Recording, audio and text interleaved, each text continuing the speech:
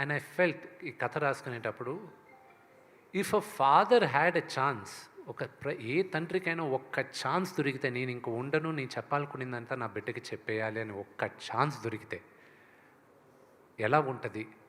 I wish every father has a chance అని ఆ scene రాసుకున్నాను నేను. Very good, super super.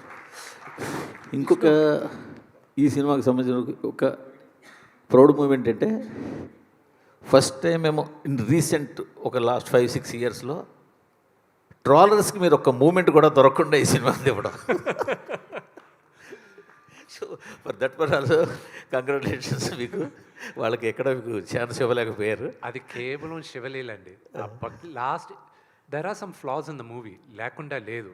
మేము ఎన్ని కప్పిపుచ్చాలన్నా కూడా 1-2 ఫ్లాస్ ఉన్నాయి. కానీ అందరూ మమ్మల్ని ఎందుకు ఎక్స్క్యూజ్ చేశారో కూడా చెప్తాను. Only reason they excused is because they all fell in love with the last 1 hour.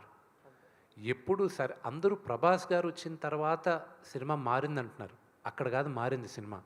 Sarath Kumar గారు నన్ను పిలిచి, నేను వెళ్తూ టక్కన ఆగి శరత్ కుమార్ గారు ఎదురుగా నిలబడతారు. మా ఇద్దరు కాన్వర్జేషన్ ఉంది చూడండి, అక్కడి నుంచి మీరు కనెక్ట్ అయిపోయారు సినిమాకి.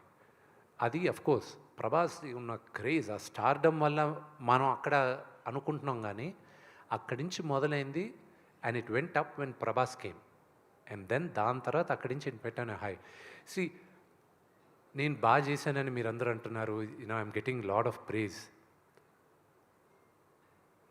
ఇన్ని 20 సంవత్సరాల తర్వాత, 21 సంవత్సరాల తర్వాత మధ్యలో డి చాలా బాగా చేశానన్నారు అందరూ. Everybody loved me an the character. But honestly నాకు రాము గారి సినిమా అనుక్షణం అనే సినిమాలో I felt I did a good job. But this movie